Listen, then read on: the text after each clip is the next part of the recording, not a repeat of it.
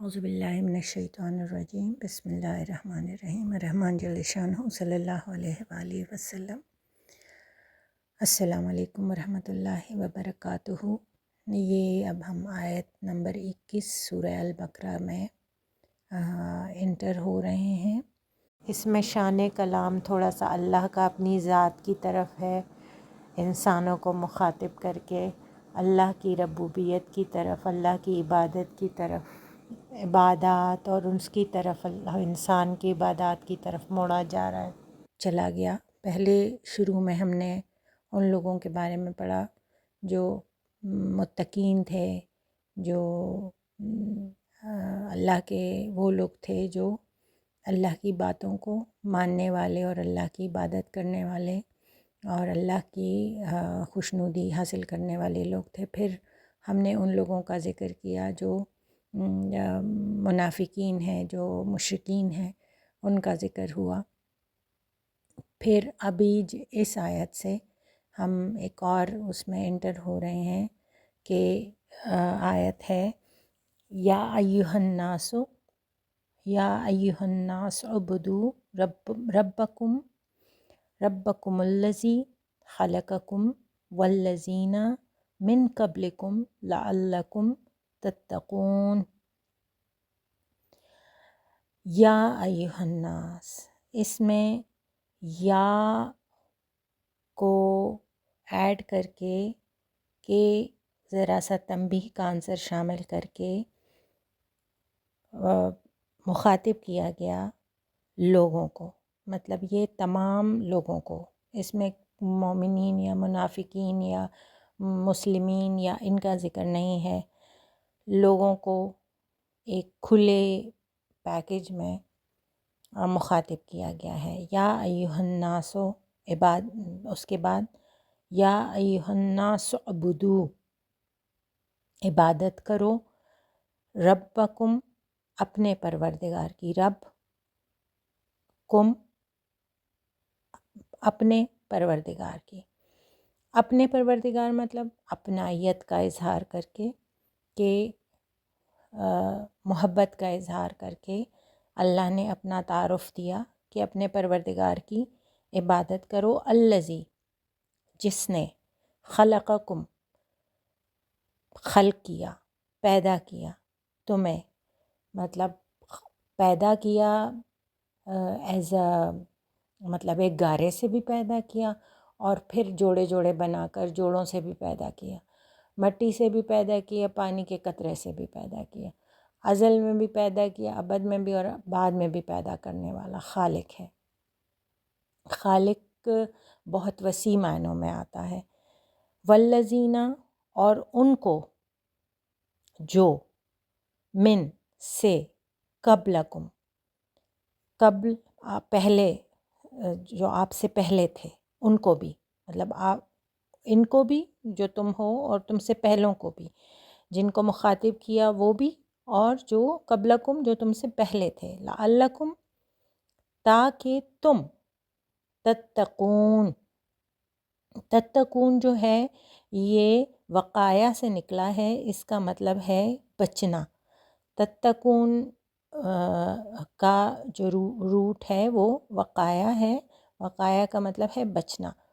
تو اللہ پاک اس میں فرماتے ہیں کہ اے لوگو، اپنے پروردگار کی عبادت کرو جس نے تم کو اور تم سے پہلے جو تھے لوگ، ان کو، مطلب سب کو پیدا کیا تاکہ تم بچو۔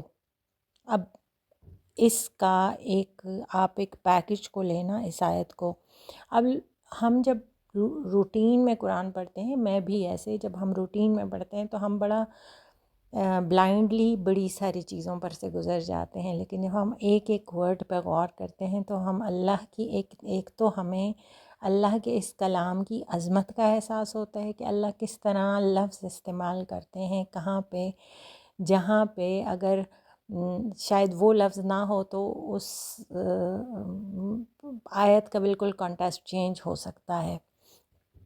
مطلب اس میں اب یہ عبد کا لفظ، سب سے پہلے تو یا ایھا الناس، یہ اسی کو آپ دیکھ لیں کہ اللہ پاک نے بہت مطلب کن کو مخاطب کیا. مطلب اس میں ایک اگر ہم کہتے ہیں تو ہم کہتے ہیں اے مومنو، کیونکہ ہماری آڈینس اگر مومنین ہیں یا ہماری آڈینس جب ہم جیسے کسی محفل میں جاتے ہیں یا روسٹم پہ کھڑے ہوتے ہیں تو ہم کہتے ہیں میرے بہن بھائی ہو یا میرے عزیز ہم وطنوں یا میرے اس طرح. تو اللہ پاک کی آڈینس تمام خلق ہے، مخلوق ہے، ٹھیک ہے. اس میں جنات بھی ہیں، سمجھیں، ٹھیک ہے، جنات بھی ہیں، جن و انس بھی ہیں، یا واٹ ایور اللہ، وہ کچھ بہت ساری ایسی چیزیں ہوں گی شاید جن کا ہمیں پتہ بھی نہ ہو، جو سن رہی ہوں یہ اللہ کا کلام اس وقت بھی، جس وقت شاید میں بھی ریکارڈنگ کر رہی ہوں. تو اللہ کا ایک پرسپیکٹیو، اللہ کا ایک نریشن کا انداز دیکھیں. اب کس کو مخاطب کیا؟ یا ایھا الناس، انسان کو مخاطب کیا، لوگوں کو مخاطب کیا. پھر اس کے بعد اب اعبدو، عبادت کرو.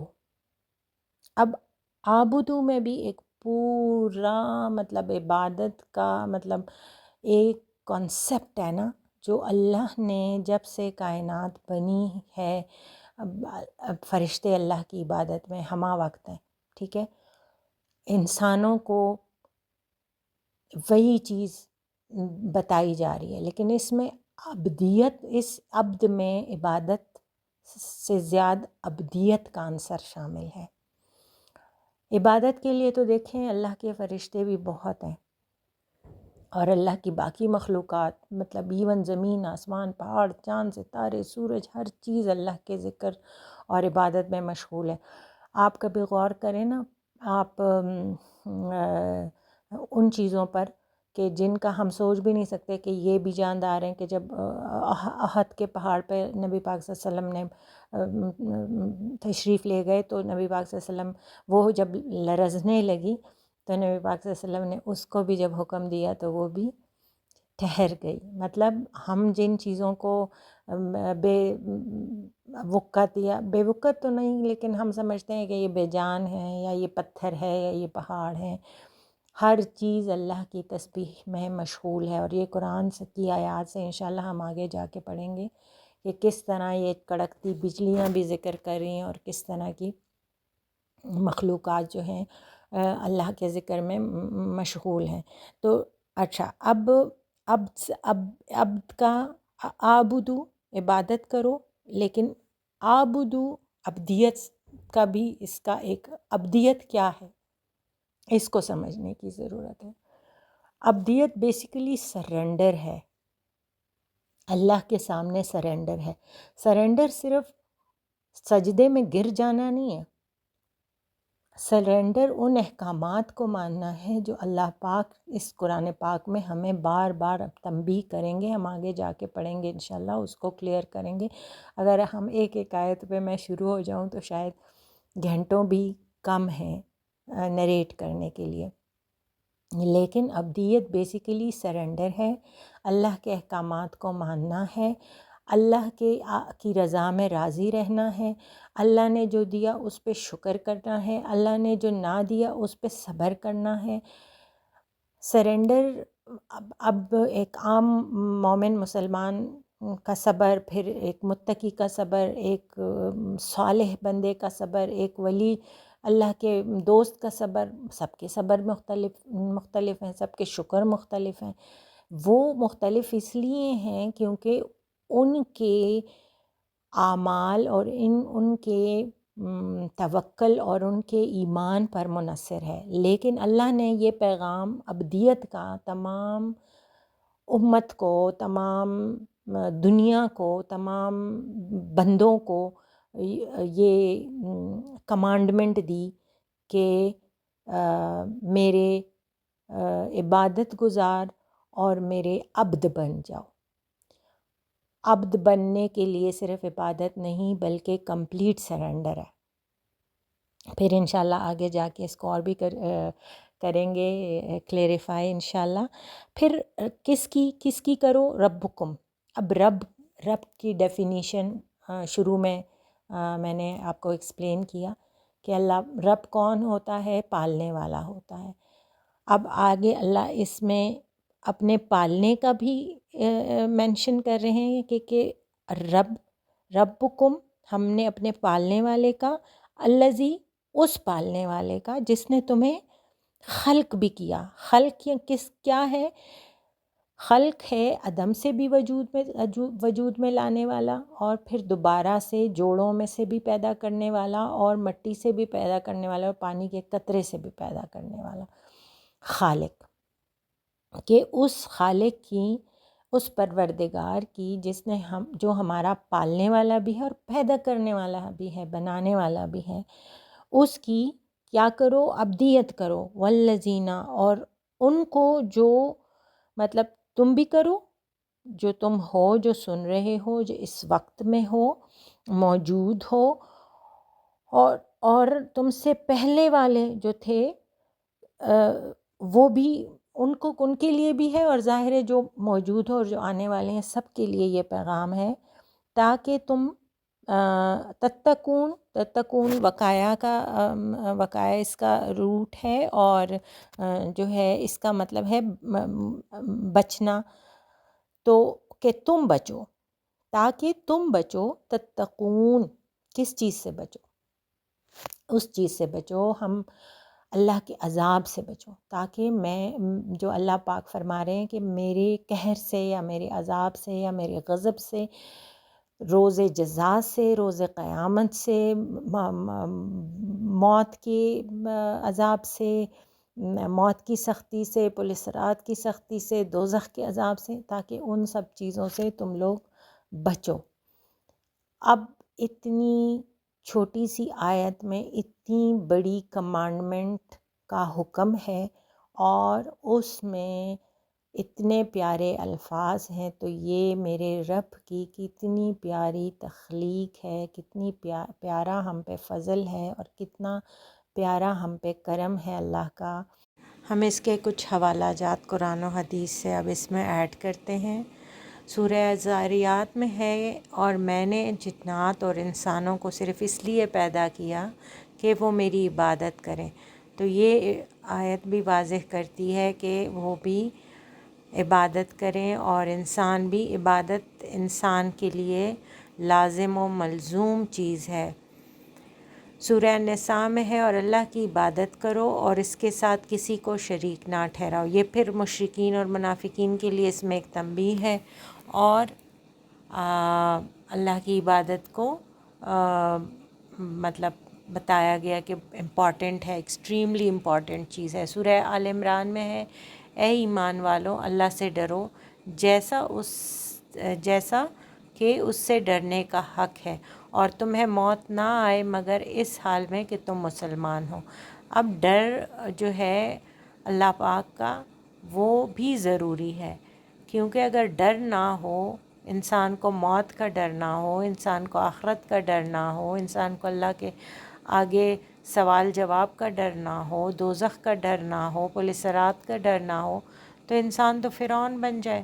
اور کتنے سارے فرعونوں کو ہم نے، شداد، نمرود، اور آج کل کے زمانے میں تو ہر 10 بندوں میں ایک بنا ہوتا ہے جس کو ذرا سا عہدہ مل گیا، ترقی مل گئی، ذرا سا دنیا کے کوئی دولت مل گئی، تو وہ اپنے آپ کو کچھ سمجھنے شروع ہو جاتے ہیں. تو اس لیے اگر یہ خوف اور ڈر نہ ہوتا تو پھر سوچے پھر انسان کا کیا حال ہو. آج کل اتنی جس کو کہیں بد کرداری اور بد اخلاقی، اور مطلب ہر چیز عروج پر ہے، اس کے باوجود کہ اللہ کا خوف ہے اور اللہ کا ڈر اللہ نے رکھا ہوا ہے، اور آئے دن ہمارے اوپر مطلب اس طرح کے چھوٹے چھوٹے عذاب بھی آتے رہتے ہیں جو اللہ کے ہونے کو ثابت کرتے ہیں، لیکن اس کے باوجود کوئی خوف نہیں ہے. سورہ الحجرات کی آیت نمبر 13 ہے کہ بے شک اللہ کے نزدیک تم میں سب سے زیادہ عزت والا وہ ہے جو سب سے زیادہ پرہیزگار ہے. تو عبادت کا مقصد بیسیکلی پرہیزگاری ہے، اور پرہیزگاری ہمارے معاملات سے ریلیٹ کرتی ہے، عبادت سے زیادہ معاملات سے ریلیٹ کرتی ہے. جو میں نے آپ کو کہا نا، سرینڈر، عاجزی، اللہ کی کمانڈمنٹس کو فلفل کرنا، اللہ کے احکامات کو مانا، نبی صلی اللہ علیہ وسلم نے جیسے ہمیں احکامات دیے کہ ایسے ایسے کرو، اس پر عمل کرنا. عبادت کا مقصد کیا ہے؟ رسول پاک صلی اللہ علیہ وسلم نے صحیح مسلم میں فرمایا، اللہ تعالیٰ فرماتے ہیں کہ اے میرے بندو، میں نے تمہیں پیدا کیا تاکہ تم میری عبادت کرو۔ نبی پاک صلی اللہ علیہ وسلم نے ایک اور جگہ، یہ جو ابھی میں نے پہلے حدیث پڑھی یہ صحیح مسلم کی تھی، اور یہ جو ابھی پڑھ رہی ہوں اللہ کی عبادت کے بارے میں، نبی پاک صلی اللہ علیہ وسلم نے فرمایا، یہ صحیح بخاری کی حدیث ہے، اس میں فرمایا اللہ تعالیٰ اس بات سے خوش ہوتا ہے کہ اس کا بندہ اس کی عبادت کرتا ہے اور اس کے احکامات کو بجا لاتا ہے۔ تو اس میں دونوں چیزیں اکٹھی آ گئیں۔ تقویٰ کے بارے میں نبی پاک صلی اللہ علیہ وسلم نے فرمایا، یہ جو ہے صحیح مسلم کی حدیث ہے، کہ اللہ تمہارے جسم اور چہروں کو نہیں دیکھتا بلکہ تمہارے قلوب کے اندر اور آپ اعمال کو دیکھتا ہے، اور مطلب نیت کو دیکھتا ہے۔ اس میں بیسیکلی کہ آپ کی نیت کیا ہے، آپ کے اعمال کیا ہیں، ان سب چیزوں کو دیکھتا ہے۔ اللہ کی وحدانیت اور عبادت، نبی پاک صلی اللہ علیہ وسلم نے فرمایا سب سے بڑی نیکی یہ ہے کہ تم اللہ کی عبادت کرو اور اس کے ساتھ کسی کو شریک نہ ٹھہراؤ۔ تو یہ سب چیزیں ہیں، یہ سب باتیں ہیں، یہ سب احادیث اور قرآن کی تفاسیر ہیں اور ان سے لنکڈ ہیں۔ تو ہوپ فلی کہ سمجھ آ گئی ہوگی۔ اللہ پاک ہمیں اچھی باتوں پر عمل کرنے کی توفیق عطا فرمائے اور برے اعمال اور ایسی چیزوں سے بچائے رکھیں جو اللہ کو ناپسند ہوں۔ آمین ثم آمین۔ صدق اللہ العلی العظیم۔